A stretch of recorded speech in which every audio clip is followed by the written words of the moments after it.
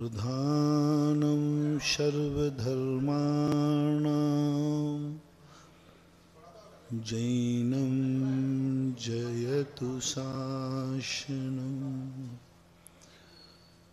जैनं जयतु शासनं।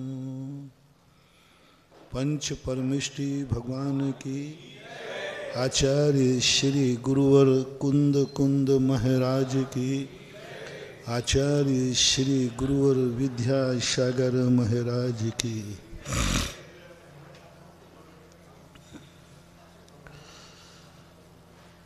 कल बांशी के प्रवेश पर एक ऐसी बात की शुरुआत हुई, हम इतना सब कुछ करते हैं लेकिन वह क्रिया सफल क्यों नहीं होती। इतना हम सोचते हैं लेकिन अपना सोचा हुआ क्यों नहीं होता। इतना हम देखते हैं फिर भी जो देखना चाहते हैं वो नहीं दिखता। इतना हम सुनते हैं फिर भी हम जो सुनना चाहते हैं वो नहीं सुन पाते। हम इतना बोलते हैं लेकिन जो बोलना चाहते हैं वह नहीं बोल पाते। हम इतना खाते पीते हैं लेकिन जो खाना पीना चाहिए वो नहीं खा पाते, संतुष्टि नहीं मिल पाती। हम इतना चलते फिरते हैं लेकिन हमें मंजिल नहीं मिल पाती। हम इतना सब दिन रात मेहनत करके कर रहे हैं लेकिन वह नहीं कर पा रहे हैं जिसमें हम कह सकें कि मैं सब कुछ कर चुका। सब हो रहा है लेकिन कुछ एक आत्म संतुष्टि नहीं मिल रही है। कुछ ऐसा नहीं लग रहा है कि मैंने पूर्ण कर लिया। हर क्रिया में अधूरेपन की महसूस हो रहा है। इतना दिन भर मरी आँख देखती है लेकिन पता नहीं, ऐसा लगता है कि अभी कुछ देखना बाकी है। कुछ ऐसा नहीं लग रहा कि बस अब मैं बहुत देख चुका हूँ, अब मैं आँख बंद करता हूँ। इस समस्या का समाधान कैसे हो? कहीं ना कहीं तो हमें विराम लगाना पड़ेगा कि हम मृग मरीचिका के समान भटकते रहेंगे। एक हमारी लिप्सा हमें भटकाती रहेगी। हम अपने आप को सदा अधूरेपन की वेदनाओं में जीवन खत्म करते रहेंगे। ऐसे क्या करें? हर व्यक्ति का प्रश्न है। खाना खाते समय आप लोग भोजन करते हो, आप भोजन से तृप्त होकर भोजन नहीं छोड़ते हो, पेट भर जाता है तो छोड़ते हो। शेयर करना, भोजन से तृप्त हो जाते हो इसलिए बंद कर देते हो कि पेट भर जाता है तो बंद कर देते हो। बस यही आफत है। यदि थोड़ी गुंजाइश हो तो इसका अर्थ है कि तुम भोजन से तृप्त नहीं हो, संतुष्ट नहीं हो। तुम्हारी लालसा तो अभी बहुत है लेकिन टंकी भर गई। संसारी व्यक्ति की हर क्रिया ऐसे है जैसे गर्मी की प्यास। गर्मी में व्यक्ति पानी पीता है तो पेट तो भर जाता है लेकिन गला सूखा बना रहता है। सारा संसार ऐसा ही जी रहा है। हर क्रिया में, हर क्रिया में यही है। शास्त्र कहते हैं, साधु संत कहते हैं, तुम्हें जो कुछ भोगना है भोग डालो, जो कुछ करना है कर डालो, लेकिन बस उसके बाद कह देना बस अब मैं पूर्ण संतुष्ट हूँ, अब विराम। तुम्हें गाली दे देना है खूब दे लो, जितनी देना है उतनी दे लो, फिर तो कह दो बस अब नहीं दूंगा, अब पूरा हो गया। विराम तो कहीं ना कहीं करो। बुरे कार्य तुम्हें करना है करो, क्रोध करना है करो, बस इतना बता दो कि क्रोध करते करते तुम ये कब कहोगे बस महाराज अब मैंने पूरा गुस्सा कर लिया, अब मैं गुस्सा नहीं करूंगा। पाप को असीम कर दिया तुमने, उसकी सीमा ही बांधने को तैयार नहीं हो। जैन आगम कहता है कि मैं तुम्हें पापी नहीं कहूंगा, तुम ये बता दो कि तुम जो पाप कर रहे हो इसका विराम कब है। जो पाप कर रहे हो, हम धर्म की बात ही नहीं कर रहे, जो तुम कर रहे हो, तुम शराब पीते हो, ये बताओ शराब से तृप्त किस दिन हो जाओगे। महाराज इतनी शराब पी लूंगा बस उसके बाद, बोतलों की संख्या बता दो कि इतनी बोतलें पीने के बाद। सबसे बड़ी जैन दर्शन कहता है, एक हमारे यहां आता है प्रमाण।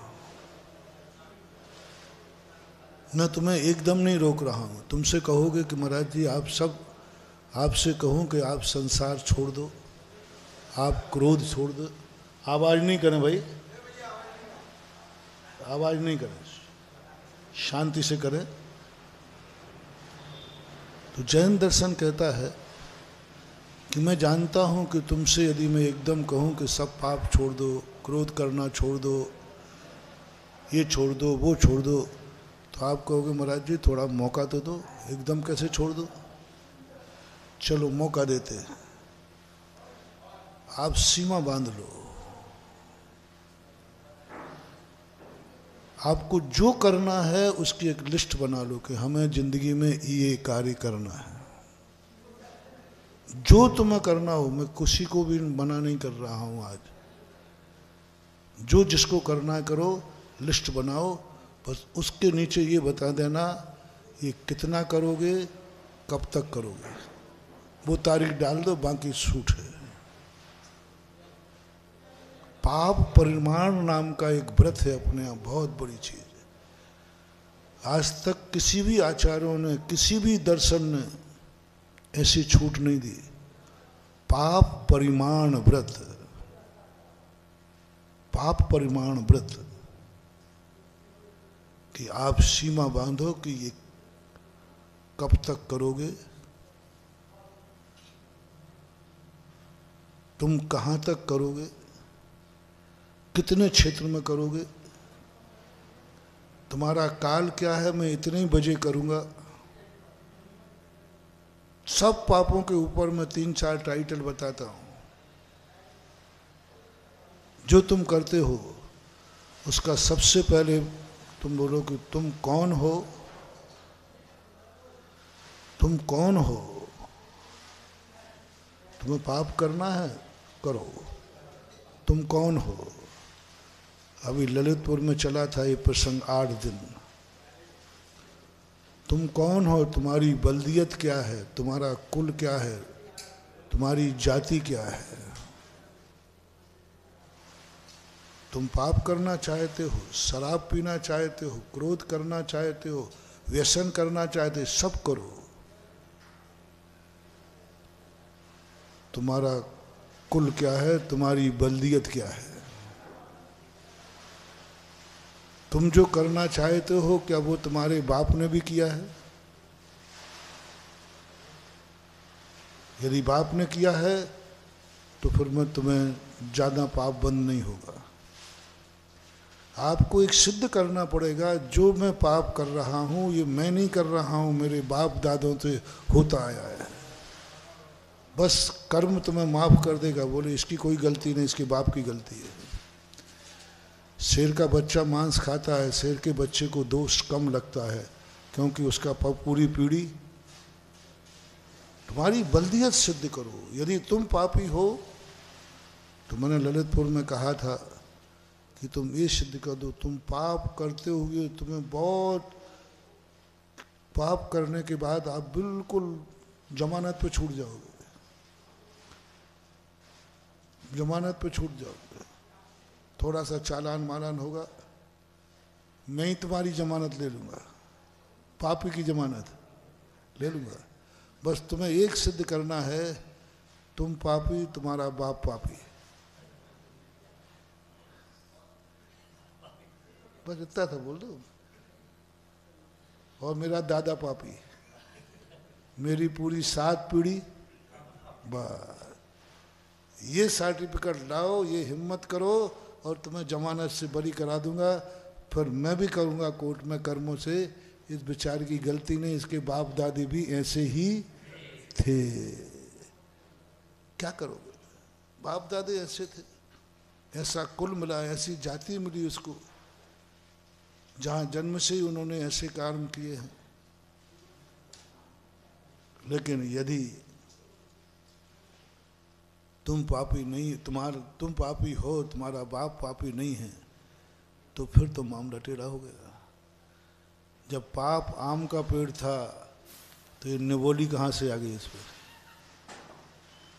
जब पाप तुम्हारा धर्मात्मा था, कोई प्रश्न का जवाब नहीं दे पाया। अभी ललितपुर में लेटेस्ट ही प्रसंग चल रहा था।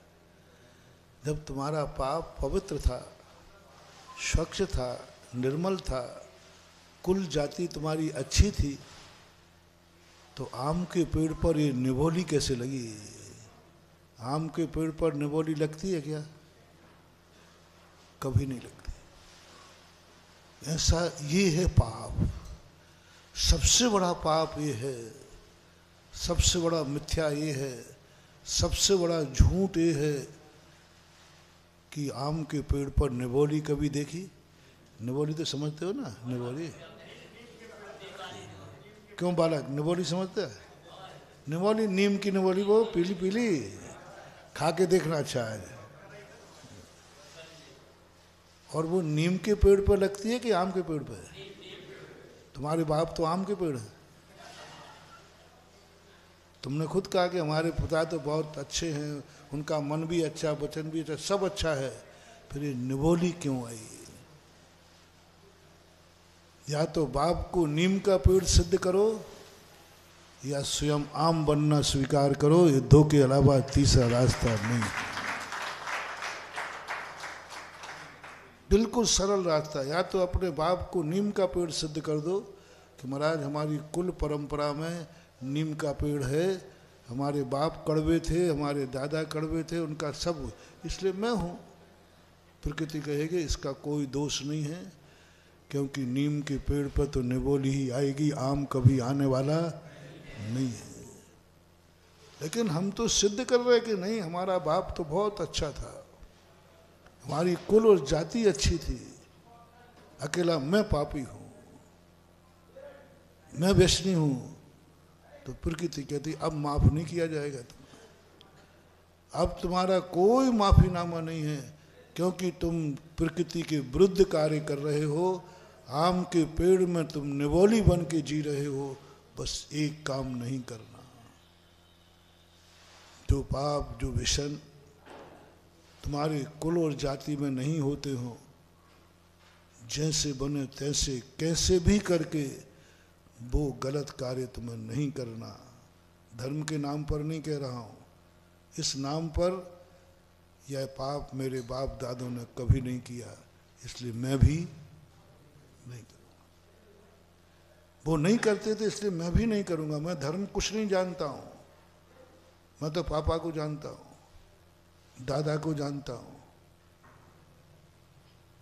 पशु जो होता है ना, वही खाता है जो उनके माँ बाप खाते हैं, खिलाते हैं। कोई भी पशुओं को देखना, जिन पशुओं का जो दाना है सारे पशु वो ही खाएंगे, दूसरा नहीं खाते। बगला मछली खाता है तो बगले, सारे बगले, और जो पशु शाकाहारी है उनके बेटे भी, हाथी, उसका पिता, उसकी माँ और वो खुद। यानी पशुओं में इतना अनुशासन कि जो हमारे कुल में नहीं खाया जाता वो कोई नहीं खाएगा, और जो खाया जाता है वो खाते हैं। जितने शाकाहारी जानवर होते हैं कुल परंपरा से, उनकी संतानें शाकाहारी के मांसाहारी। सब देख लो, गाय को उठा लो, पशु को उठा लो, खरगोश को उठा लो, हिरण को उठा लो, उनकी पीढ़ी में आज तक बदलावट नहीं आई कि किसी हिरण ने मांसाहार शुरू किया हो, किसी हाथी ने मांसाहार किया हो, उनकी कुल परंपरा, वो कहते हैं हमारे पूर्वज जो खाते थे, जो करते थे, हम वैसा ही करेंगे। उससे अन्यथा उनका कुछ भी भाव भी नहीं बनता, परिणाम भी नहीं बनता। वो कभी परिणाम नहीं बिगाड़ते, अपनी जाति के बाहर नहीं जाते, अपनी जाति की सीमा में रहते हैं। वो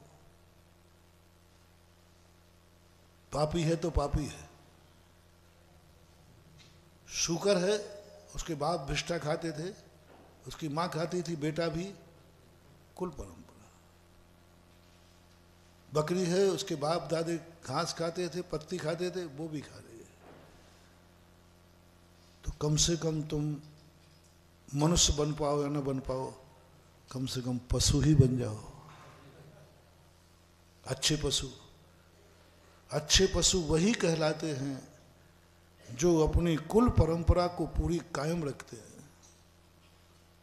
पूज्यवर जिनसेन स्वामी ने गृहस्थ के लिए लिखा, 8 वर्ष का बालक होते ही पिताजी, पूरे कुल के लोग, बुजुर्ग बड़े लोग सब बैठते हैं, बैठकर उस बेटे से कहते, बेटा तू इस कुल में पैदा हुआ है, हमारे पूर्वजों ने ये कार्य किए हैं, इनका भोजन ऐसा था, इनका धंधा ऐसा था, ये इस ढंग से जीते थे, यदि यह परंपरा तुझे स्वीकार हो तो आज मैं तुझे कुल में स्वीकार करता हूँ। कुल की रस्म होती है, कुल रस्म।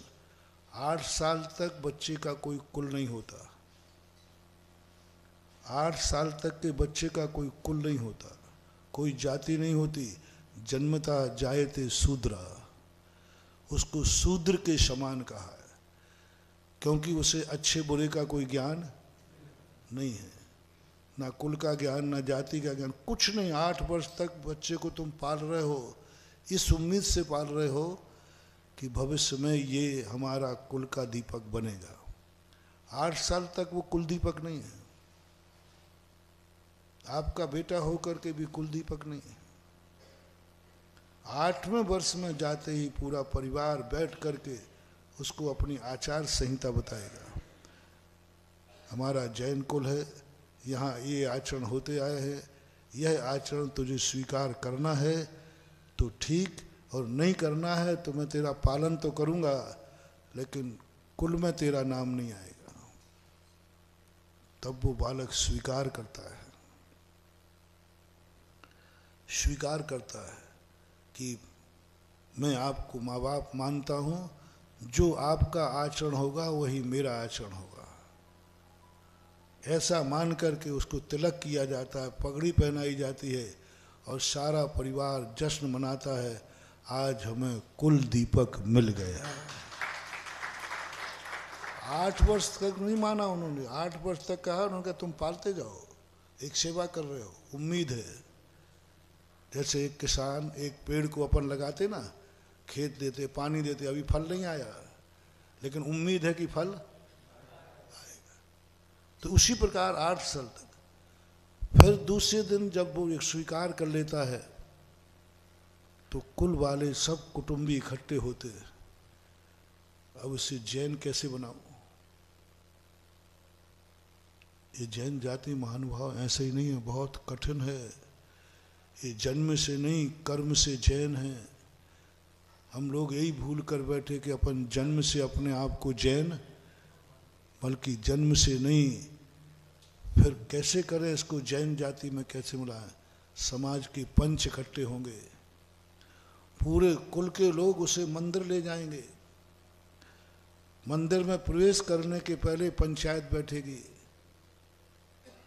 कि भाई हमारे यहाँ कुल दीपक हुआ है, इसने हमारे सारे कुल के आचार विचार स्वीकार कर लिए हैं, अब इसे जैन जाति में मिलाया जाए। तो समाज वाले कुछ नियम बनाते हैं कि जैन जाति का होगा तो तुम्हें ये नियम पालना पड़ेंगे, भविष्य में तुम अपनी गृहस्थी बसाओगे तो किसी साधर्मी जैन से ही रिश्तेदारी जोड़ोगे, अपने जैन लोगों से ही रिश्तेदारी बनाओगे। शादी विवाह जैन में ही होगा, और मंदिर आदि के जो परंपराएं हैं उनको आप स्वीकार करोगे। वो स्वीकार करता है, मुझे स्वीकार है, तो जैन जाति में लाया जाएगा। अब तीसरे नंबर पर, अब ये जैन धर्म को, जैन धर्म से स्वीकार करे कि नहीं, पहला कौन सा हुआ, कुल दीपक है कि नहीं, दूसरा कौन हुआ ये जैन, तीसरा कौन हुआ जैन धर्म है कि नहीं। अब जैन धर्म के लिए यदि गुरु महाराज हैं या नगर के कोई विद्वान त्यागी वृत्ति हैं, कोई पंडित हैं, उनको बुलाया जाएगा और फिर वो कहेंगे कि भाई तू जैन धर्म स्वीकार करना चाहता है तो ये कार्य तुम्हें करना जरूरी होगा, इतने कार्य करना होगा। जैन धर्म में आते ही आपको सच्चे देव की पहचान करना पड़ेगी। आप खोटे देव सात गुरु को नहीं मानेंगे, खोटा धर्म नहीं मानेंगे, खोटे गुरु नहीं मानेंगे, उनको देव की परिभाषा बताई जाएगी, गुरु की परिभाषा बताई जाएगी, शास्त्र की परिभाषा बताई जाएगी। ये सारी चीज़ें बताने के बाद तुम यह स्वीकार करो, गुरु मूर्तता, लोक मूर्तता, देव मूर्तता है, ये सब त्यागोगे, प्रतिदिन षड आवश्यक करोगे, देव पूजा, गुरु उपासते, स्वाध्याय, संयमस्तपा, दानम चेति ग्रस्ताणाम षट कर्माणि दिने दिने। आप बिना देव दर्शन के भोजन नहीं करोगे। गुरु महाराज आएंगे तो उनको आप अपने शक्ति प्रमाण आहार दान देने का भाव करोगे, नवदा भक्ति करोगे। स्वाध्याय अपने शक्ति प्रमाण स्वाध्याय करोगे। तप में ऐसे अनैतिक कार्य करने की तुम्हारी इच्छा होगी, उनको तुम रोकोगे जो तुम्हारे कुल के विरुद्ध है। इच्छा निरोधो तपः, जो जैन दर्शन के, जैन जाति के, जैन कुल के विरुद्ध हैं, ऐसी इच्छाएं तुम नहीं करोगे। तुम्हारा मन अभक्ष को खाने का होगा तो वहाँ मन को रोकोगे। तप क्या है? आप ग्रस्तों का तप का अर्थ उपवास नहीं, तुम ग्रस्तों के लिए उपवास तप नहीं है। सबसे पहला तप है कि तुम संसार में रहते हो, तुम्हारा मन गलत करने को होता है।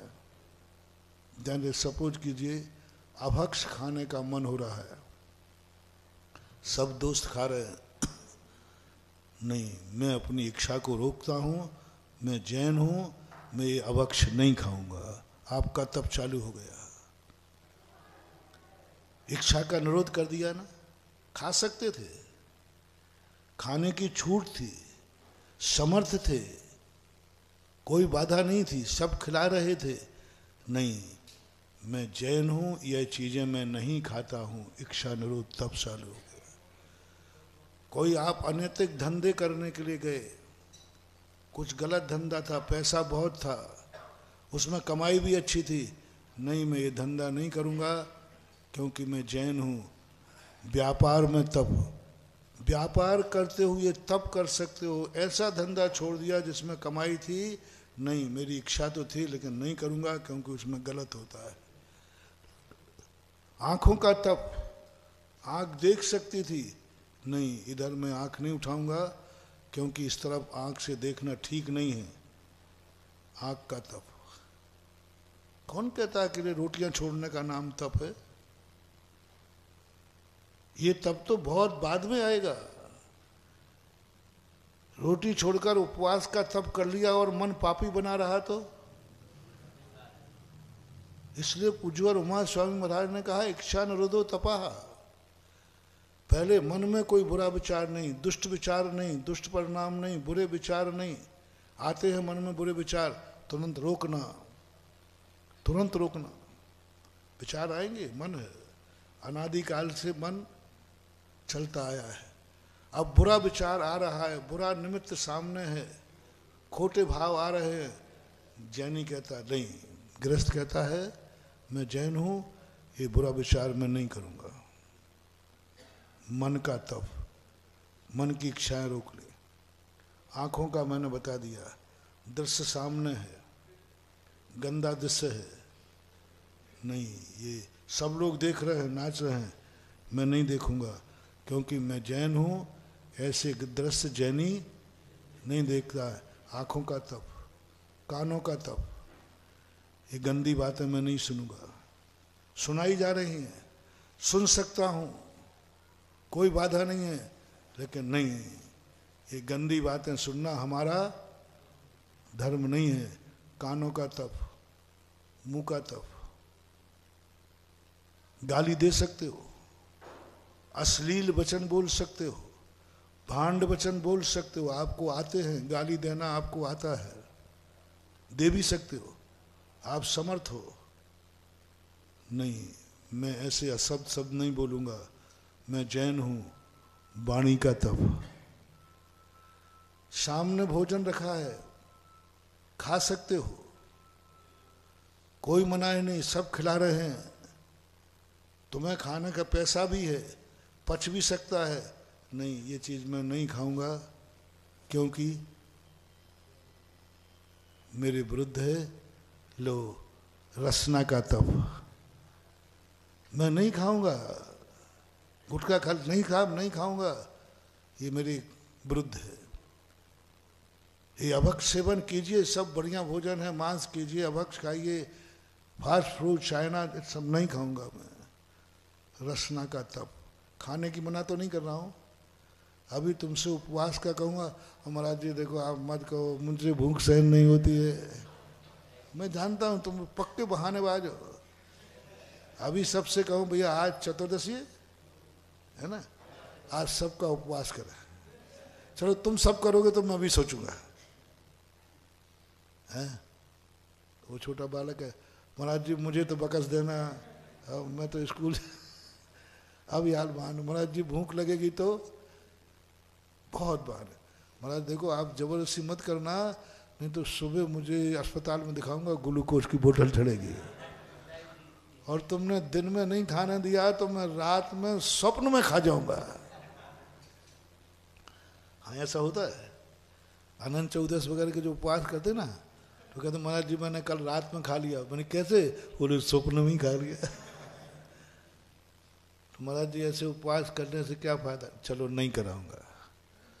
इस उपवास में तुम्हारी शक्ति चाहिए, अन्न जल छोड़ करके रहना शक्ति चाहिए, बहुत शक्ति चाहिए, ऐसे नहीं। पर हम ऐसा उपवास बता रहे हैं जिसमें शक्ति की कोई जरूरत नहीं। खाने को मना तो नहीं किया ना, बस ये नहीं खाना, क्योंकि हमारे विरुद्ध हैं, हमारी जिनवाणी में मना किया है। गुरु ने महान खाओ, खूब खाओ, ये नहीं खाऊंगा। बोलो, पर ये नहीं बोलूंगा। देखो, ये नहीं देखूंगा। सुनो, ये नहीं सुनूंगा। चलो, नहीं, वहां मैं नहीं जाऊंगा। वो स्थान हमारी कुल मर्यादा के विरुद्ध है। वो गंदे लोग कहते हैं वहाँ गंदा स्थान है, अच्छे लोग वहाँ नहीं जाते हैं। और मैं क्यों अच्छा हूँ? बोले तुम क्यों नहीं जा रहे? कि पैरों में ताकत नहीं, जा सकता हूँ, कोई पाबंदी नहीं है, लेकिन नहीं जाऊँगा क्योंकि मैं अच्छा लोग हूँ। तुम अच्छे हो, सबूत क्या है? मेरा बाप अच्छा था। बोलो ना, तुम अच्छे क्यों हो? क्योंकि मेरा कुल अच्छा है, मेरी जाति अच्छी है, मेरे पिताश्री अच्छे हैं, मेरे गुरु महाराज अच्छे हैं, मेरे भगवान अच्छे हैं, मेरे सब कुछ अच्छा है। इसलिए क्या पूछते हो? ये सब अच्छे हैं तो मैं, और अच्छे लोग वहां नहीं जाते हैं। सीधी सी बात। कहाँ देखो, कहाँ पहुंच गए? तुम क्यों नहीं जा रहा है? कोई दोस्त कहता है भाई वहां का देखो भाई, वहां नहीं जाऊंगा, वहां गंदे लोग जाते हैं, और मैं अच्छा आदमी हूं। बोले तू अच्छा क्यों हुआ? आम के पेड़ पर निवाली नहीं लगती, और मेरा बाप आम है, मेरा कुल आम है, तो मैं भी आम हूं, निवाली नहीं हूं। बस मैं अच्छा हूं, मेरा कुल सब कुछ अच्छा है, मेरे गुरु अच्छे हैं, मेरे साथ सब कुछ, ये गर्व, इसलिए मैं अच्छा हूं। ये श्रद्धा बनाओ, ये आस्था बनाओ। तुम अच्छे क्यों हो? यदि आज बाप दादे गंदे होते तो तुम यहाँ नहीं होते। आज यदि तुम पशु योनि में होते तो आज बांसी के मंदिर के दर्शन नहीं कर रहे होते। आज तुम पशुओं में भी निम्न योनि होते तो भिष्टा खाने दौड़ रहे होते। शुकर आदि उठते ही कहाँ दौड़ते हैं? नीच कुल है, नीच जाति है, पशु है। आज कितने भाग हैं रे तुम लोगों के कि सुबह उठ करके, ओहो, सारे नीच जानवर सुबह उठ करके गंदा खाना दौड़ते हैं और जैन कुल में जैनी उठ करके मंदिर की तरफ दौड़ता है, खाने की तरफ नहीं। अब तो पता नहीं क्या होता है। पहले के माता पिता बेटे को कहते थे बेटा पहले मंदिर हो गया तब नाश्ता मिलेगा। नाश्ता नहीं, उठते भोजन नहीं, पहले मंदिर। ये तो नीच जातियों का काम है, नीच पशुओं का काम है, उठते ही खाने ब्रेड, टी, ब्रेड। आजकल क्या उठते ही चाय पीने। आजकल तो इतने निकृष्ट लोग हो गए, मंजन तक बाद में करते हैं। नहीं, कुछ गलत तो नहीं बोला? सही है ना? मंजन तक बाद में करते हैं। बताओ, पशुओं से भी गई बीती हो गई। जैसे पशु खाने के लिए दौड़ता है, ऐसे ही उठते उनको टी, ब्रेड, टी, ब्रेड सब मंजन बाद में करेंगे। ये नीच लोगों का काम है। सभ्य व्यक्ति कहता है उठकर पहले फ्रेश होगा, मंजन करेगा, नहाएगा, धोएगा और अपने भगवान को याद करेगा, भगवान को स्मरण करेगा, अपने आराध्य के पास जाएगा। भारत के प्राय सभी, जैन नहीं, भारत के जितने दर्शन हैं, इस सबसे भारत देश को आर्यपुत्र क्यों कहा जाता है? आर्यपुत्र क्यों कहा जाता है? आर्य शब्द अर्चना से। भारत में रहने वाला व्यक्ति रात भर से उठा है, भूखा है, पक्का है, लेकिन खाने के पहले वो अपने आराध्य की तरफ दौड़ेगा, अपने आराध्य का स्मरण करेगा। आध घंटे बाद भोजन करूंगा, पहले भगवान के पास। कितनी बड़ी गॉड गिफ्ट मिली। ऐसा कुल संस्कार मिला हो, उसके बावजूद भी तुम पशुओं जैसी हरकत करो कि मंदिर जाने के पहले, नहाने के पहले, मंजन के पहले कुछ खाने पीने का भाव करो। सावधान महानुभाव, या तो आप उन पशु योनि से आए हो, तो के अलावा कोई तीसरा हो ही नहीं सकता। उठती खाने की बात, उठती पीने की बात, सभ्यता सीखो, आर्यपुत्र हो। और आर्यपुत्र इतना भूखा नहीं होता, वो सब चीजें करके फ्रेश होकर के भोजन करेगा, लेकिन भोजन के पहले जो क्रियाएं हैं वह करेगा। और नहीं करते हो तो निश्चित समझना तुम्हारी होनहार ऐसी है कि तुम्हें भविष्य में ऐसा होना है। इसलिए बहुत कुछ महानुभाव अपने आप को अच्छा मानो। कोई पूछे तुम अच्छे क्यों हो? एक बार एक डॉक्टर विदेश गए, वो विदेश जाकर के लोगों ने देखा कि ये शुद्ध शाकाहार है। पहले ने नहाया धोया, भगवान की स्तुति की और बड़े शांत भाव से मौन पूर्वक भोजन खाया।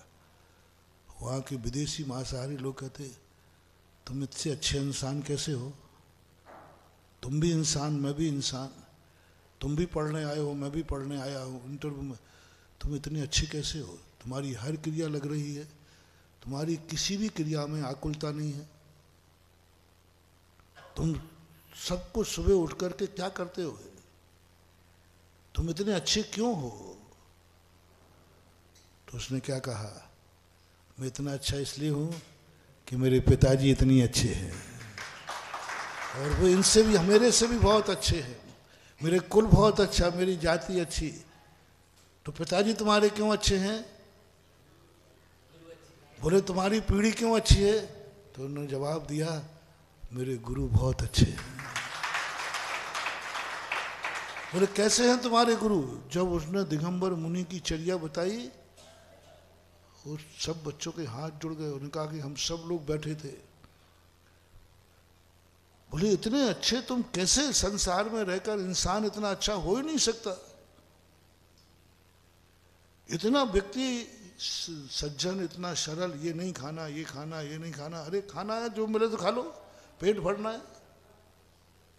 पेट भरना है, तुम भूखे रह जाते हो। तुमने सूखी रोटी खा ली, सब्जी नहीं खाई, क्योंकि वो आलू प्याज की सब्जी थी।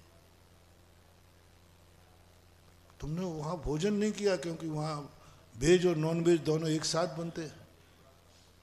उपवास ले लिया, तुम भूखे रह सकते हो। फिर भी तुम्हें क्रोध नहीं आया, गुस्सा नहीं आया, कोई बात नहीं, मैं नहीं खाऊंगा। जब उन्होंने कहा मैं इतना अच्छा क्यों हूं? क्योंकि मेरे गुरु अच्छे हैं। और जो उसने दिगंबर मुनि की चर्या सुनाई, सारे विद्यार्थी की आंखों में आंसू थे। पूरे दुनिया में ऐसे भी साधु होते हैं क्या? उन्होंने तो साधु वही देखे हैं, गंजेड़े भंगेड़े। हाँ, विदेशों में साधु कैसे होते हैं? वे भी मांसाहारी होते हैं। आप देखो चाइना वगैरह में जितने भी साधु संत हैं, वो जो भी नाम साधु है, लेकिन खाने में नॉन वेज है, शराब है। सब मठों में सब शराब बिकती है, मठों में सब शराब पीते हैं, मांसाहार करते हैं। तो ऐसे भी साधु हैं, एक टाइम लेते हैं, इस प्रकार के श्लोक करते। वो सारे बच्चे लोगों ने उन्होंने कहा तो फिर वो गुरु इतने अच्छे क्यों हैं? उन्होंने कहा मेरे भगवान भी बहुत अच्छे हैं। और जब भगवान की चर्या बताई कि वीतरागी भगवान ऐसे होते हैं, उन बच्चों में से कुछ बच्चों ने उठ कर के, वो बच्चा बता रहा था मेरे पैर छू लिए, मैंने तुम्हारे पैर छू करके तुम्हारे भगवान को पैर छू लिया मैंने।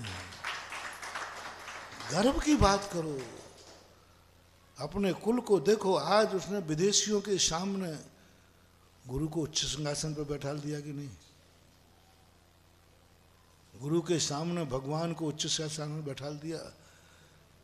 आज दुनिया के सामने दिखा दिया कि मेरा भगवान कैसा है। भगवान भी वहां नहीं पहुंच पाए जहां भक्त ने भगवान को पहुंचा दिया। हम कब पहुंच पाएंगे विदेश? बोलो, नहीं पहुंच पाएंगे, पहुंच भी नहीं पाएंगे। सामने से नहीं, देखो गलत बात, पीछे से आइए। अभी बीच में नहीं, बाद में करिए। मतलब कितनी बड़ी बात। गुरु जहां पूरी जिंदगी में नहीं पहुंच पाए, वहां किसने पहुंचा दिया? एक भक्त ने पहुंचा दिया। गुरु को उच्च सिंहासन पर डाल दिया। गुरु के प्रति उनकी श्रद्धा बन गई। अब बोलो उस भक्त का पुण्य कितना बंधेगा? गुरु नहीं पहुंच पाए, साक्षात जहां गुरु की महिमा पहुंचा दी और गुरु को उच्च आसन पर। जिन भगवानों के दर्शन कभी भगवान भी वहां नहीं विहार करेंगे, किसी भगवान ने किया भी नहीं। विदेशों में किसी भगवान ने विहार नहीं किया, लेकिन भक्त ने विहार करा दिया। कोई छोटी मोटी हस्ती नहीं हो तुम लोग। धर्म को धर्मात्मा बदनाम भी कर सकता है और ऊंचाइयों पर भी दे सकता है। भगवान की महिमा फैलाने की ताकत भगवान में नहीं है, भक्तों में।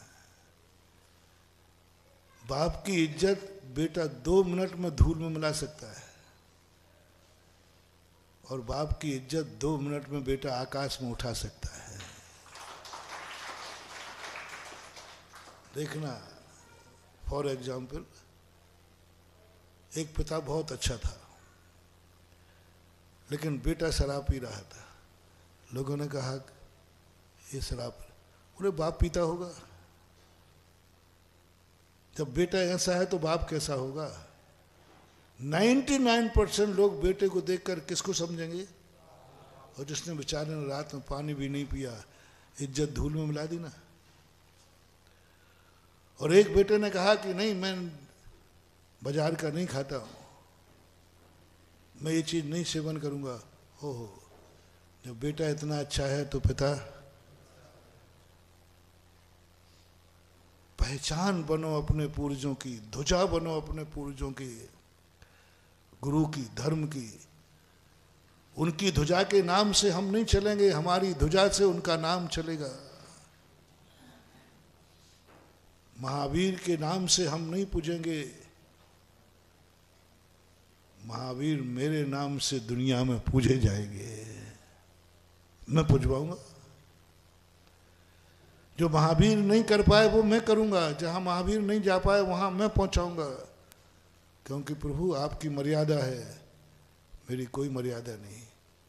आप गंदे स्थान पर नहीं जाते हैं, लेकिन मैं गंदे स्थान पर जा सकता हूं, और गंदे स्थान पर भी जाके झाड़ू लगा करके और आपको सिंहासन पर बैठाल के आऊंगा। मैं तो यही करता हूं। एक स्थान पर दिगंबर मुनियों का प्रवेश वर्जित था। जब भी मुनि महाराज गए, उपसर्ग हुआ, संकट हुआ। अब मैंने कहा कि गुरु महाराजों को याद किया, उन्होंने कहा बेटा तू भी मत जाना वहाँ, मैं ही नहीं जा पाया तो तू क्या जाएगा वहाँ। मुझे संकट आया था, बहुत भयंकर संकट आया था वहाँ जाने पर, बहुत ज़्यादा। तो फिर उन्होंने, और उन्होंने बहुत रोका। लोगों ने संस्मरण भी सुनाया कि महाराज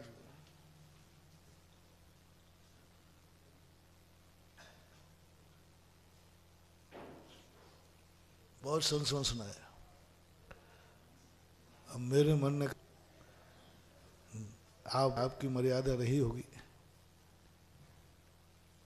मैं आशीर्वाद दो, मैं आपको वहां पहुंचा के रहूंगा, और उन लोगों से क्षमा याचना कराऊंगा जिन लोगों ने आपको रोका है, और उन सबको आपका भक्त बनाऊंगा।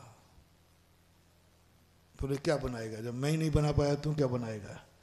मैंने कही नहीं, कुछ काम ऐसे हैं जो बड़े नहीं कर सकते, है ना, बड़े नहीं कर सकते, क्योंकि बड़े बड़े होते हैं।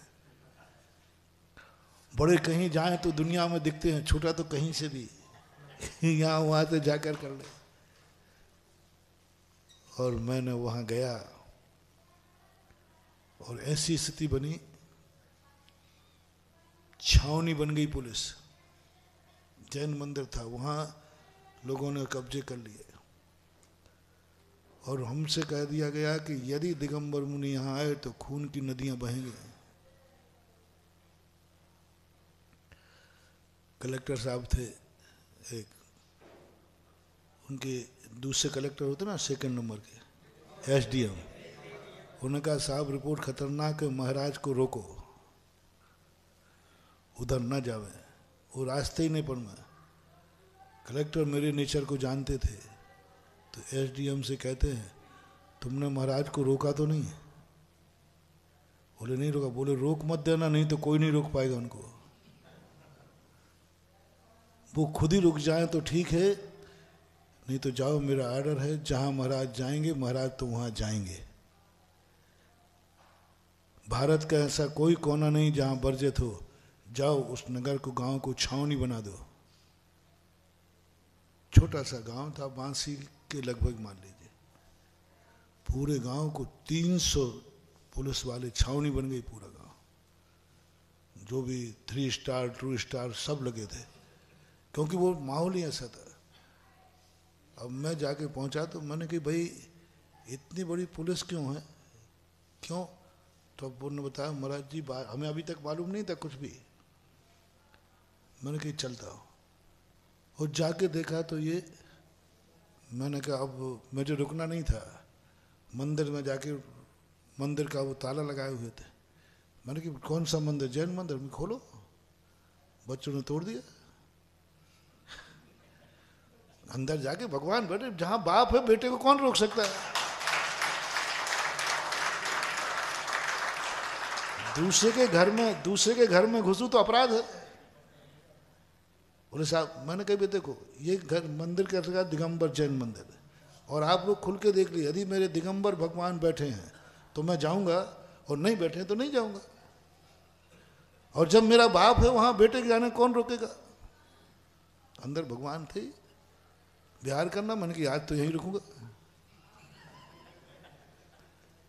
अब वो पुलिस वाले सोचेंगे महाराज कब किसके यहाँ से जल्दी भलाई टले, और मैंने कि कल हार भी यहीं होगा और प्रवचन चौराहे पे होगा। मैं कभी प्रवचनों की ऐसी मांग करता नहीं हूँ कि मेरा प्रवचन यहाँ हो यहाँ हो, जहाँ बैठा देते वहीं बैठ जाता। गया, प्रवचन हुआ, क्या प्रवचन उस समय हुआ, सारे गांव वाले आकर के पैर पकड़ लिए, बोले महाराज हम आपको जाने नहीं देंगे। अब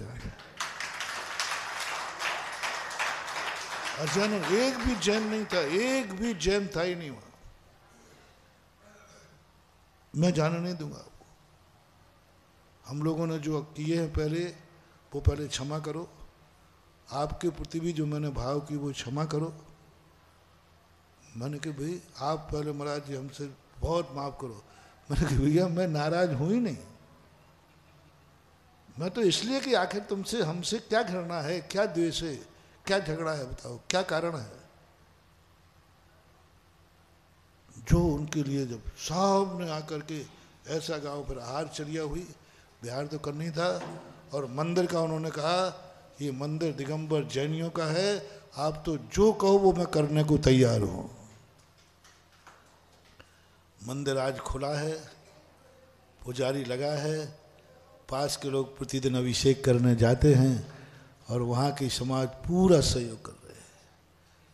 बोलो मैंने अच्छा किया कि है? होगी बड़ों की सीमा।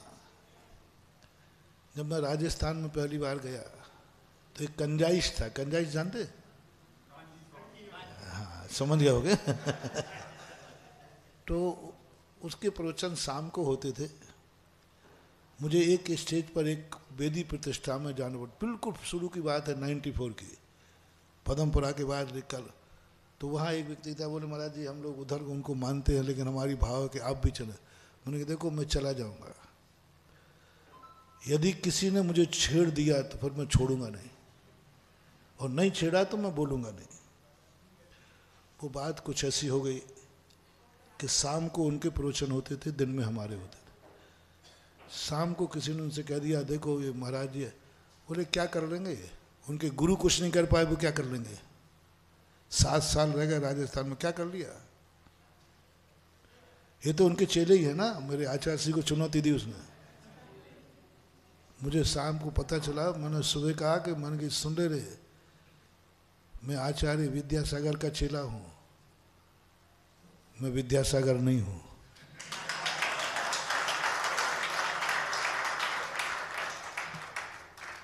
मैं गुरु नहीं हूँ, गुरु का चेला हूँ।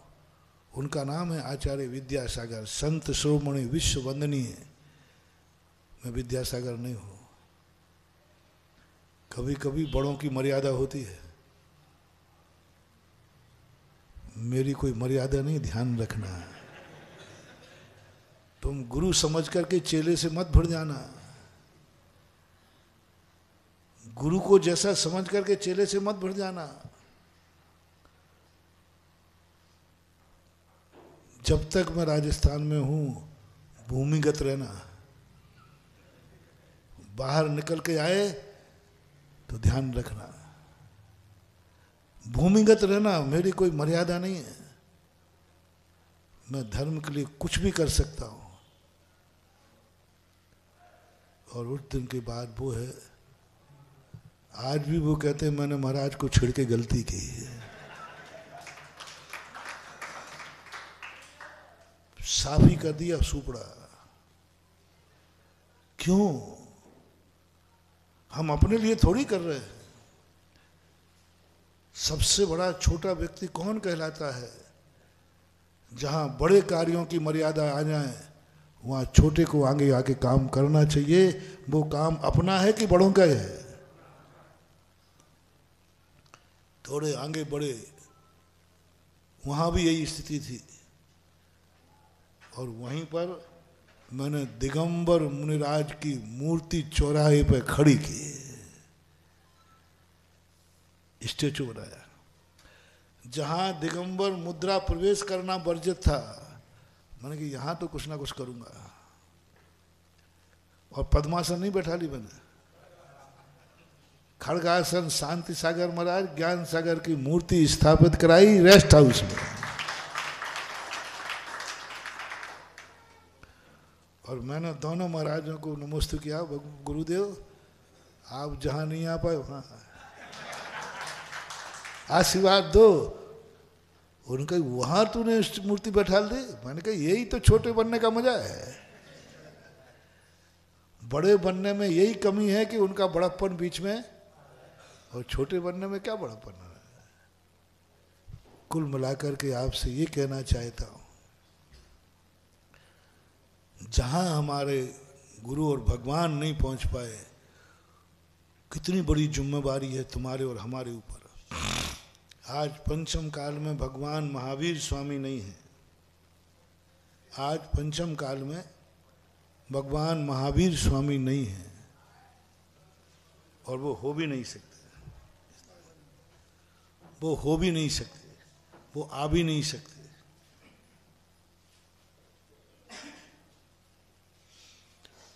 अब महावीर स्वामी तो पंचम काल में अपना प्रभाव नहीं दिखा पाएंगे, आ नहीं पाएंगे।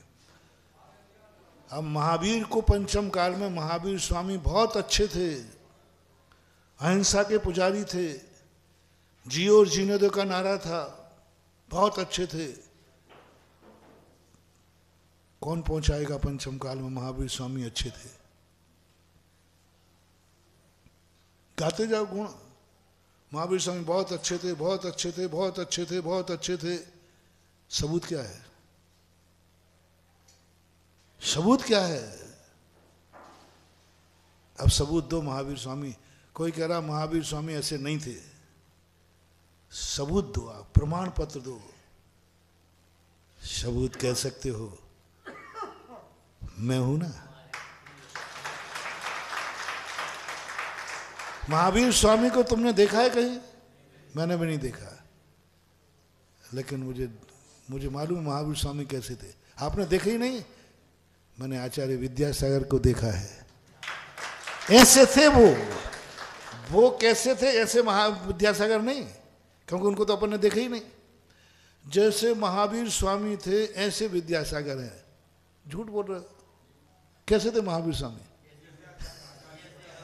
आप बोल ही नहीं सकते, कह ही नहीं सकते, क्योंकि महावीर स्वामी को तो ना मैंने देखा है और ना किसी ने देखा ही नहीं। अब महावीर स्वामी को हमें सिद्ध करना है कि महावीर स्वामी जैसे थे वैसे आचार्य विद्यासागर महाराज हैं। तो लोग कहें पहले बताओ महावीर स्वामी कहाँ हैं? क्या बताओगे? किसी अनजाने व्यक्ति से अपन ने कहा, पूछा भाई वो मंदिर कहाँ है या मकान कहाँ है तुम्हारा? बोले टेलर की दुकान के सामने। अनजाने व्यक्ति से कह रहे हैं, तो वो कहे भैया ये टेलर की दुकान कहाँ है? बोले मेरे मकान के सामने। ये दोनों कहाँ हैं? आमने सामने। क्या बताया हमने? अब वो क्या समझेगा?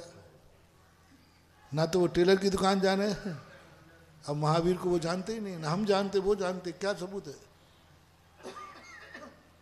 तो कहना तुमने आचार्य विद्यासागर महाराज को देखा है, बस ऐसे ही थे महावीर स्वामी। और जब ये ऐसे हैं तो महावीर स्वामी कैसे होंगे? अब बोलो, महापंचम काल में महावीर स्वामी की ध्वजा बन गए आचार्य विद्यासागर महाराज। ध्वजा इनके नाम से जाने जाते हैं कि महावीर की चर्या ऐसी थी। चौथे काल के मुनिराज देखे तुमने? नहीं देखे।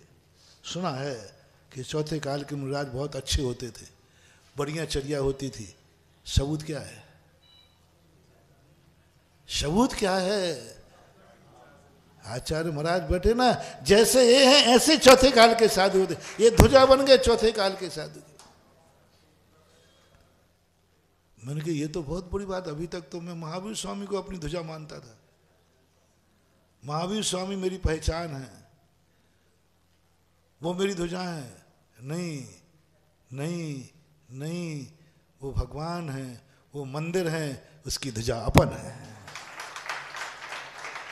ध्वजा भगवान के हाथ में नहीं होती, ध्वजा भक्त के हाथ में होती है। भगवान ध्वजा नहीं पकड़ सकते, भगवान ध्वजा नहीं ले सकते, भगवान की ध्वजा अपन है। उस ध्वजा को अपन को संभालना है। और जब ध्वजा है तो ध्वजा से ही अंदाज लगाया जाता है कि ये भगवान कौन है। जो बहुत प्रधानमंत्री इकट्ठे होते ना, तो टेबल पर छोटी छोटी ध्वजाएं लगी रहती हैं,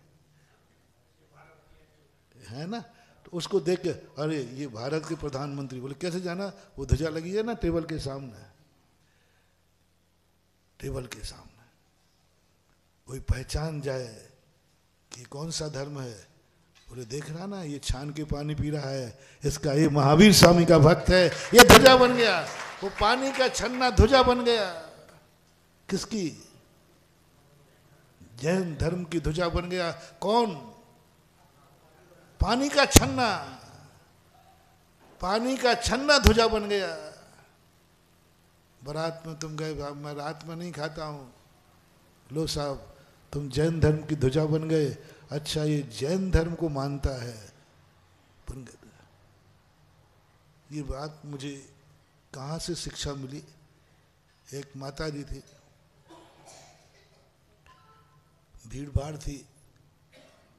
तुम समझते हो कि साधु कम सुनता है, कम देखता है, लेकिन साधु बराबर कम देखता हूं लेकिन पक्का देखता हूं। सुनता कम हूं तुम्हें लगता है। तो भीड़ भाड़ थी, वो ऐसे बाजू में खड़ी थी। तो एक महिला आई दूसरे, बोले भाई आप फलाने गांव की हैं, स्थान की हैं? बोले हाँ। बोले आपके यहाँ बिटिया है? बोले हाँ, मेरे बेटे से साथ। कैसी है वो? अब मेरा कान में थोड़ा उधर चला गया। मैंने कहा देखो जवाब क्या देती है।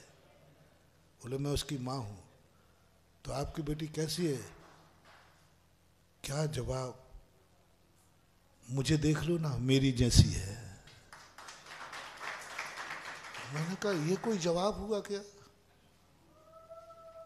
बोले आप मेरी बेटी से मेरे से पूछ रही हो?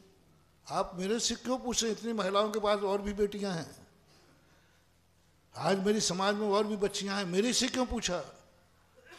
बोले आपको मैं 1 घंटे पौन घंटे से देख रही हूँ मंदिर में कि आपने बड़ी भक्ति से भगवान का अभिषेक देखा, पूजा की, परिक्रमा दी, स्वाध्याय कर रही हो, माला फिर रही हो। आपकी चर्या देख करके मुझे लगा कि ये घर कोई पवित्र घर है, ये घर कोई अच्छा घर है। तो बस जो अच्छाइयाँ मेरे में हैं, मुझे देख लो ना। मुझे देख लिया तो बेटी को देख लिया। अरे मैंने कोई गजब, कोई इससे शादी करना है कि बेटी से? इससे शादी करना है कि बेटी से? बताओ भाई। और वो क्या कह रही है? वो क्या कह रही है? मुझे देख लो ना। मैंने सोचा ये बहुत बड़ा लॉजिक है, मुझे देख लो ना। वो कह सकती थी तुमसे शादी नहीं करना, तुम्हारी बिटिया से करना, बेटे की। वो एक पिक्चर है तुम्हारे यहाँ, शोले, उसमें बसंती रहती ना, बसंती, वो ऊपर चढ़ जाता है, बीरू बीरू, तो वो ऊपर चढ़ के कूदता है। तो बसंती की माँ आती है, अरे मैं तैयार हूं, मैं तैयार हूं। तो वो कहता है बुढ़िया तू तैयार नहीं, बसंती तैयार है। मैंने कहा जवाब यही मिलना चाहिए था उसको, लेकिन उसने कहा नहीं, मुझे देख लो, मेरी बेटी हूबहू मेरी टू कॉपी है। वो भी मंदिर अभी आएगी, वो यही स्वाध्याय करेगी, यही पूजन करेगी, जब जाके भोजन करती है। देखो मेरा सुनना किसी की बात बुरा तो नहीं हुआ, मैंने बात सुन ली तो गलती तो नहीं की। अरे गलती क्या, मुझे तो एक पुराण मिल गया। मैंने कि हे भगवान, आज ये माँ अपनी बेटी के संबंध में क्या बोल रही है, काश ऐसा हो जाए। और मुझे लगता है कि बेटी ये शब्द कह दे कि मेरे से क्या पूछते हो, तो मेरी माँ को जानते हो? बोले हाँ तुम्हारी माँ को तो जानते हैं, बस मेरे से कुछ मत पूछो। यदि माँ को जानते हो बस वही मैं हूं, मेरी माँ में मेरे में अंतर कुछ भी नहीं है। बोलो ये परिचय क्या किसने दिया? माँ ने बेटी का परिचय क्या दिया? जल्दी बोलो, मुझे देख लो ना। और बेटी ने परिचय क्या दिया? माँ को देख लो ना। दोनों में मुख्य कौन हो गई? माँ ने कहा मुझे देख लो मेरी क्या है, वही बेटी है। और बेटी ने कहा मुझे क्या देखते हो, मेरी माँ को देख लो, जो मेरी माँ है वही मैं हूँ। बोलो शादी किसकी होना है? और इंट्रोडक्शन किसका दिया जा रहा है? माँ का। काश सारे घर ऐसे हो जाएं तो सोचो कभी ऐसा हो तो क्या। माँ, शादी बेटी की होना है। आवाज नहीं वालों को, शादी बेटी की होना है। और परिचय, इंट्रोडक्शन परिचय माँ का दिया जा रहा है। सबने माँ ने खुद आगे हो गई, बेटी को नहीं दिखाया स्वयं। जैसे नदियाँ नाले वहाँ के वैसे भर का, जाके जैसे बाप मतारी वहाँ के वैसे।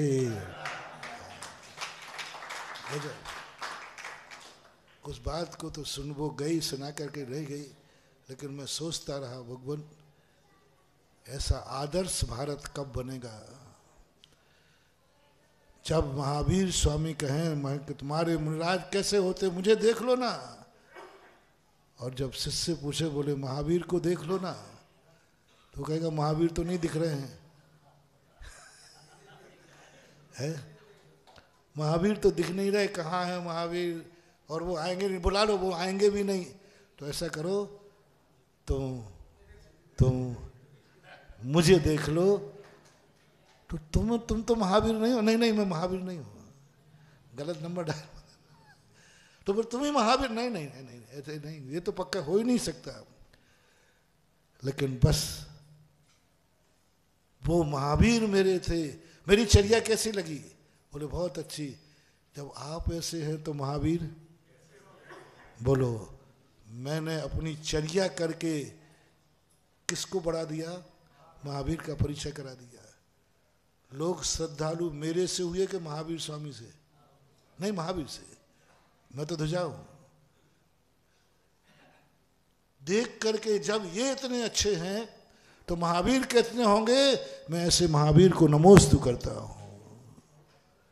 महावीर है नहीं, आए नहीं, और महावीर के प्रति श्रद्धा जगा दी और उन्होंने महावीर को नमोस्तु किया।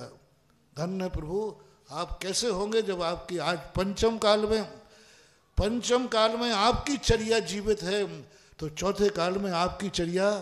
आज यदि हम शुद्ध मुनि व्रत पालन करते हैं महान भाव, तो हमें और पुण्य लगे या नहीं लगे?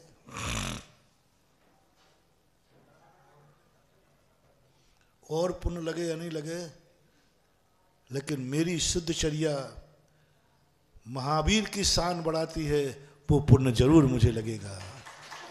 कि जब पंचम काल में ऐसी चर्या है तो चौथे काल में, जब चेले की ऐसी चर्या है तो भगवान की, लोग उसी पर अंदाज लगाएंगे। लड़के को देखकर लड़का ऐसा है तो पिता कैसा होगा? कैसा होगा? आज पंचम काल में पिता को देखकर लड़के की पहचान, आज पंचम काल में हमारा पिता है नहीं। हमारा जगत पिता देवादिदेव जिनेन्द्र है नहीं।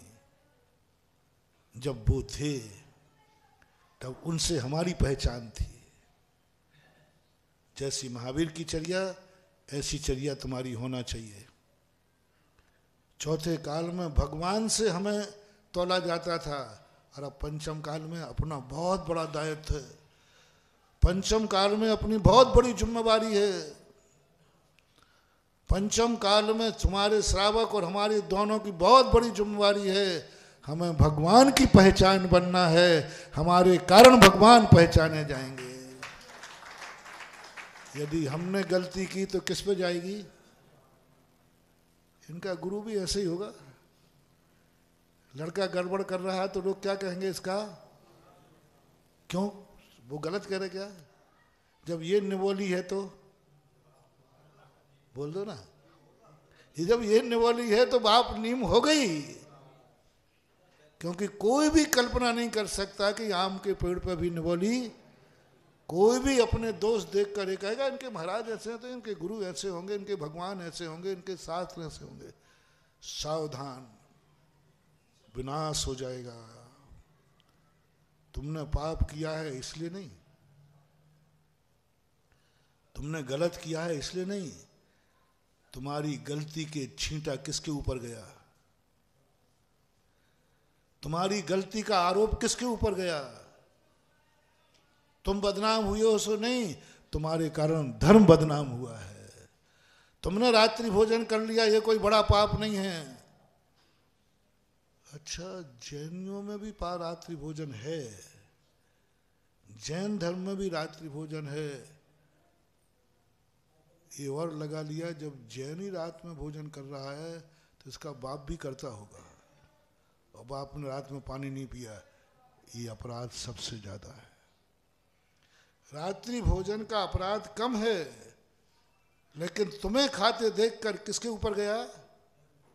इसका कुल बाप दादे भी, और जो पानी भी नहीं पीते थे, ये पाप अकाट थे, निधत्त निकाच थे, इस पाप को नहीं काट पाओगे। अब दुनिया की कोई ताकत तुम्हें नहीं बचा सकेगी, क्योंकि तुम्हारे कृत्य से एक पवित्र आत्मा के ऊपर छांटा, और तुम्हें सबको खाते देखकर ये भाव और आ गया, अच्छा इनके गुरु भी खाते होंगे। अब बोलो भैया बताओ, हम रात में तो छोड़ो, दिन में ही एक बार खावे, वो भी कभी कभी नहीं खावे, वो भी अंतराय शोध के खावे। आजकल जैनियों का खान पान देखकर यदि कोई ये कह दे इनके गुरु भी ऐसे ही होंगे, तो बेटा अब बोलो, अब नहीं बच पाओगे, तुम भस्म हो जाओगे। क्योंकि तुम्हारे कृत्य का लांछन किस पे चला गया? गुरु पर। और जब गुरु भी ऐसे होंगे तो जैन धर्म में भी इनके भगवान भी, क्योंकि भगवान तो आज है ही नहीं, अपन को देख के ही भगवान की पहचान है, अपनी चर्या ही भगवान है, चर्या है, सीधा लांछन भगवान के ऊपर जाएगा। इसलिए महानुभाव 24 घंटे एक बात ध्यान रखना है, मेरी अच्छी क्रिया कल हम कह सकेंगे भगवान मैंने आपको तो नहीं पाया, लेकिन जहां आप नहीं पहुंच पाए वहां मैंने आपका नाम पहुंचा दिया है। बस इतना भी यदि अपन ने कर लिया, अगले भाव में अपन साक्षात तीर्थंकर के समोषण में बैठे होंगे, क्योंकि अपन ने आज पंचम काल का बहुत बड़ा दायित्व है। कैसा था जैन धर्म, कैसे थे महावीर स्वामी, कैसे थे चौथे काल के श्रावक, कैसे थे चौथे काल के मुनि, वो ध्वजा हमें बताना है। अपने लिए मत जियो, कम से कम पूर्वजों के लिए जियो। अपनी इज्जत रखो या ना रखो, कम से कम पूर्वजों की इज्जत कायम रहना चाहिए। और कर सकते हैं महानुभावपन। दशरथ को कौन जानता था, लेकिन आज किसने पुजवा दिया? राम ध्वजा बन गए दशरथ की। कोई नहीं पूछता था दशरथ के लिए, लेकिन रामचंद्र जी ने आज इतनी महिमा बढ़ा दी कि लोग यहां तक कहने लगे राम राम सब कोई कहे, दशरथ कहे न कोई, और जो कोई दशरथ कहे कोटि राम फल होए। अरे माने कि भैया रामचंद्र जी को पीछे क्यों कर रहे हैं? इन्हीं की बदौलत पूज रहे हैं। बोले पूज इनकी तरफ रहे हैं, लेकिन पूजा किनकी हो रही है? आज ज्ञान सागर को कोई नहीं जानता था, दुनिया में कोई नहीं जानता था। बुंदेलखंड के लोग तो एक भी नहीं जानते थे। अरे मैं राजस्थान पहुंचा, वहां मैंने पूछा, जयपुर के अंदर 94 में, वहां पूछा मैंने कि भाई राजस्थान के ज्ञान सागर महाराज हुए हैं रानौली ग्राम के। कोई रानौली ग्राम का है? बोले एक ने हाथ उठाया है। तो मैंने कहा क्या महाराज जी, मैं रानौली का तो हूँ, लेकिन ये पता नहीं है ज्ञान सागर हुए हैं कि नहीं हुए। जयपुर नहीं जानता जहां उनकी दीक्षा हुई, किसी को मालूम नहीं। आज ज्ञान सागर को कौन नहीं जानता? कौन ज्ञान सागर? कौन ज्ञान सागर? हाँ, ध्वजा कौन बन गया? चेला। कौन चेला? विद्यासागर का चेला नहीं। कौन गुरु? विद्यासागर के गुरु। अब देखो, गुरु को पुजा दिया पूरे भारत में। और लोग जब विद्यासागर महाराज को देखते हैं ना, तो बोले जब चेला ऐसा है तो ज्ञान सागर को लोग नमोस्तु कर लेते हैं। जिन्होंने ज्ञान सागर का नाम नहीं जाना, सुना नहीं, एक चेले ने ऐसी चर्या पाली कि आज सारे जगत में ज्ञान सागर महाराज की पूजा होने लगी। क्या ये दायित्व हमारे ऊपर नहीं है? हमें आज हर धर्म की ध्वजा बनना है, हर जाति की ध्वजा बनना है, कुल की ध्वजा बनना है। कुल की ध्वजा बनो, कुल की ध्वजा। तुम्हें देख करके लेवे लोग ये कुल कैसा है। किसको देखकर? तुम्हें देख करके कुल, तुम्हें देखकर तुम्हारे गुरु की पहचान हो जाए। कोई जिंदगी में तुम्हारे कहीं अपरिचित व्यक्ति आवे, लगता है तुम उस कुल के हो। बोले आपने कैसे जाना? बोले ऐसी चर्या तो उसी कुल में मिलती है। मेरे भक्तों, मैं तो सब जगह जा नहीं पाता हूं। कभी कोई तुम्हारी चर्या देख के लग करे कि लगता है, मैंने तो बहुत बार हुआ, अपरिचित लोगों ने, महाराज जी लगता है कि आप आचार्य विद्यासागर के चेले हैं। मैंने कहा हाँ। मैंने कैसे जाना? बोले आपकी चर्या देखकर आचार्य सीखी। कई बार लोगों ने।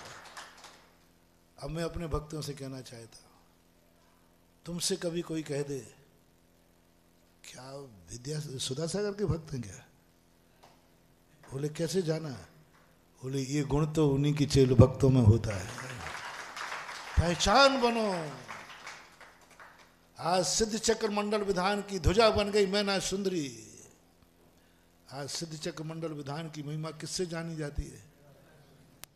कौन पूछता था सिद्ध चक्र मंडल विधान को? था, लेकिन मैना सुंदरी ने कुछ ऐसा किया कि आज सिद्ध चक्र मंडल विधान की महिमा। कैसे जानू कि इसमें महिमा है? कैसे जानू सिद्ध चक्र में अतिशय है? तुरंत क्या कहते हैं? सिद्ध चक्र का पाठ करो दिन 8 ठाठ से प्राणी। हाँ, मैना रानी सिद्ध चक्र मंडल विधान की प्रमाण पत्र बन गई। सामने देख लीजिए मैना सुंदरी। सिद्ध चक्र मंदिर है, सिद्ध चक्र भगवान है, लेकिन उसकी ध्वजा मैना सुंदरी है। जितनी कथाएं उठाओ, हर कथा में भक्त ध्वजा बना है। भक्त चाहे तो सब कुछ कर सकता है। अपन चाहें तो अपनी ऐसी चर्या बन सकती है जो जैन धर्म को जान जाएंगे। जैन धर्म कोई बाजार में नहीं मिलता है। जैन धर्म जैनी की आत्मा में से प्रकट होता है। आप जैनी तो हैं कि नहीं? पक्का बोलते नहीं हो, है ना? तो जैन धर्म का पौधा कहाँ उगता है? जैनी गमला है, जैन धर्म पौधा है, और गमला फूटा है तो तुम गमले हो। जैनी न धर्मो धार्मिक बिना। जैनी जैन धर्म का गमला है, उसी के अंदर पौधा, कहीं बाजार में मिलने वाला नहीं। तब जैनी जब भ्रष्ट होता है तो उसके भ्रष्ट होने का पाप कम है, वो जैन धर्म को भ्रष्ट कर रहा है, ये पाप ज्यादा है। जब जब तुमने गड़बड़ किया तब तक जैन धर्म सूखेगा, जैन धर्म त्रोहित होगा। तो तुम्हें भ्रष्ट होने का पाप नहीं लगेगा, जैन धर्म को भ्रष्ट करने का पाप लगेगा, अपने पूर्वजों को बदनाम होने का पाप लगेगा। जो पूर्वजों ने नहीं किया वो तुम करते हो तो उस करने में ज़्यादा पाप नहीं है, तुम्हारे कारण पूर्वजों की बदनामी वो पाप सबसे ज़्यादा है। इसलिए कुछ करते समय सोचना। उस व्यक्ति ने विदेश में महावीर स्वामी को भेज दिया, मैं अच्छा हूँ। आपके पिताजी कैसे हैं? पहचान बना लो, पहचान बना लो, समय हो गया। आपके पिताजियों को मैं जानता नहीं हूँ, कुछ के मर गए हैं, कुछ के जिंदा है।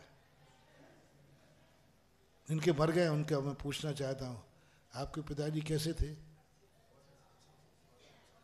सबूत क्या है? मियाँ मिट्ठू बन रहे हो? प्रमाण पत्र दो, सबूत दो कि तुम्हारे पिताजी अच्छे थे, या तो बोलो बहुत बुरे थे।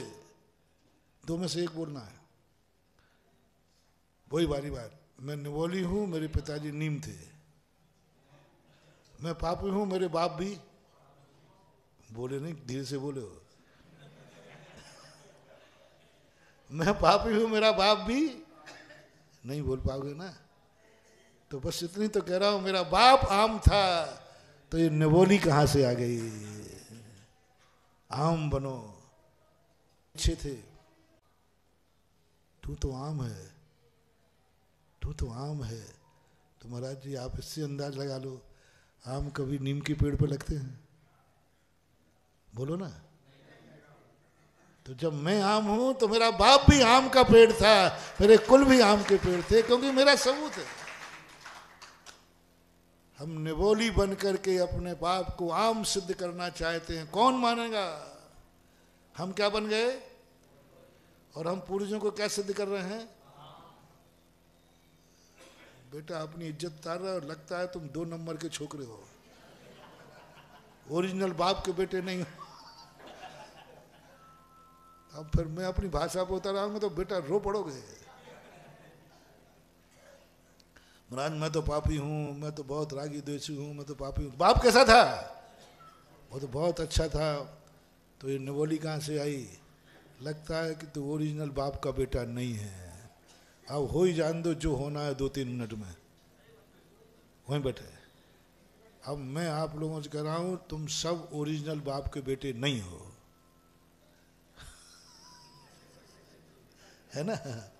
हमारा जी ऐसा मत कहो। तो फिर या तो बाप को पापी कहो और या तुम आम बनो, तो मैं मान जाऊंगा, बहुत जल्दी मान जाता हूँ, ज़्यादा कठिन नहीं हूँ मैं, लेकिन मैं जिद्दी बहुत हूँ। या तो ये या तो ये, या तो तुम आम बनो या बाप को नीम बनाओ। या तो तुम सुधरो, पाप छोड़ो, नहीं तो बाप को पापी बनो कहो। मैं तो कहूँगा तू पाप है तो तेरा बाप पापी, एक बार नहीं 100 बार। अब तुम्हें बाप की इज्जत बचाना है और मेरे मुख से बाप को पुण्यात्मा कहलवाना है। मैं आई एम सॉरी प्लीज कह दूंगा। मैंने जो कहा ना, मैं क्षमा मांगने में मैं गुस्सा करने में थोड़ा देर करता हूँ, और क्षमा मांगने में देर करते ही नहीं। मैं तो 1 मिनट लगा, आई एम सॉरी प्लीज, मैंने गलत नंबर डायल कर लिया। ये आम है तो बाप भी आम है, तू पवित्र है तो बाप भी पवित्र है। पहचान बनो अपने बाप की, पहचान बनो अपने बाप की, पहचान बनो अपने खानदान की, पहचान बनो अपनी जात की, पहचान बनो अपने धर्म की, पहचान बनो अपने गुरु की, पहचान बनो अपने भगवान की। और उनकी पहचान अच्छी भी हो सकती, और यदि हम बुरे हुए तो सब क्या हो जाएंगे, और हम अच्छे हुए तो सब अच्छे हो जाएंगे। तो तुम्हारा बाप कैसा है? नहीं नहीं, ये नहीं सुनना, ये तो फ्रॉड है, ये तो नकली है। तुम्हारा बाप कैसा है बोलो। जैसा मैं हूं, जितना मैं हूं, है हिम्मत इतनी कहने की? तुम्हारे दादा कैसे थे? जैसा मैं हूं। तेरी 7 पीढ़ी कैसी थी? जैसा मैं हूं। बस ये आज का होमवर्क है, मोटिवेशन। आज तुम्हें घर जाकर सोचना है कि मुझे महाराज से कहना है, महाराज दादाजी को नहीं जानते, लेकिन महाराज ने कहा कैसे थे दादाजी, मैं तुमसे पूछना चाहता हूं। तो कल जवाब देना, जैसा मैं हूं।